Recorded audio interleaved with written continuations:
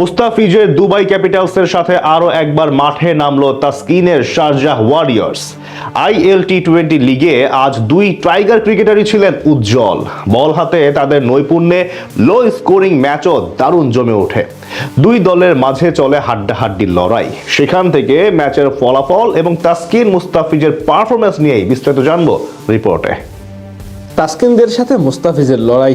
IL টি-20 লিগে দ্বিতীয়বারের মতো দুই টাইগার পেসার মুখোমুখি হলেন একে অপরের। দুবাই আন্তর্জাতিক ক্রিকেট স্টেডিয়ামে এদিন টস জিতে আগে বল করার সিদ্ধান্ত নেয় দুবাই ক্যাপিটালস। ইনিংসের দ্বিতীয় ওভারে বল করতে আসেন মুস্তাফিজুর রহমান। প্রথম দুই বলে দুটি সিঙ্গেল দেওয়ার পর টানা 4টি ডট বল করেন তিনি। খোলস থেকে বেরিয়ে এসে পরের ওভারে ডেভিড উইলির উপর চড়াও হওয়ার চেষ্টা করেন মুনাক প্যাটেল। এক ছক্কা ও এক চার হাঁকান সেই ওভারে। চতুর্থ ওভারে বল করতে এসে খানিকটা খরচে ছিলেন মুস্তাফিজ। প্রথম দুই ওভারে তিনি ব্যয় করেন 11 রান। পরের ওভারে রান আউট হয়ে 13 বলে 24 রান করে প্রথম ব্যাটার হিসেবে বিদায় নেন মুনাক প্যাটেল। পাওয়ার প্লেতে এক উইকেট হারিয়ে 39 রান তোলে শারজাহ ওয়ারিয়র্স। আজ উইকেটে বেশিক্ষণ টিকতে পারেননি টম এবেল। 10 বলে 9 রান করে তিনি ফিরে যান হায়দার আলীর শিকার বনে। এক প্রান্ত থেকে উইকেট বাঁচিয়ে ধীরে সুস্থে খেলতে থাকেন জনসন চার্লস, তবে তাকে তেমনভাবে সঙ্গ দিতে পারছিলেন না কেউ। 13তম ওভারে মোহাম্মদ নাবিকে 2 বাউন্ডারি হাঁকিয়ে আনেন 14 রান।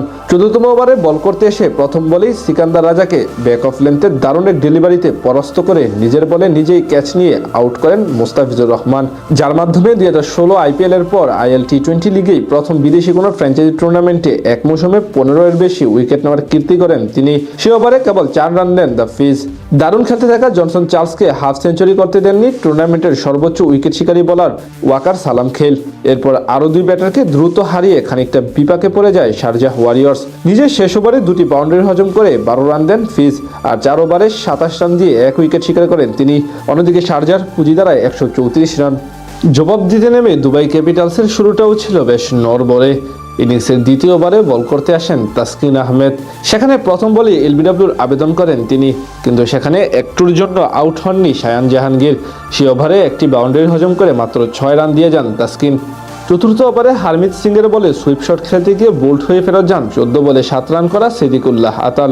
এরপর জর্ডান কক্সকে সাথে নিয়ে নতুন করে জুটি করেন শায়ান জাহাঙ্গীর। 2 ব্যাটার মিলে দারুণভাবে সামলাতে থাকেন শারজাহর বোলারদের। পাওয়ার প্লেতে দুবাইয়ের স্কোরবোর্ডে জমা পড়ে 29 রান। সময়ের সাথে ধীরে ধীরে হাত খুলে খেলতে থাকেন এই দুইজন। শেষ 10 ওভারে তাদের দরকার ছিল 75 রান।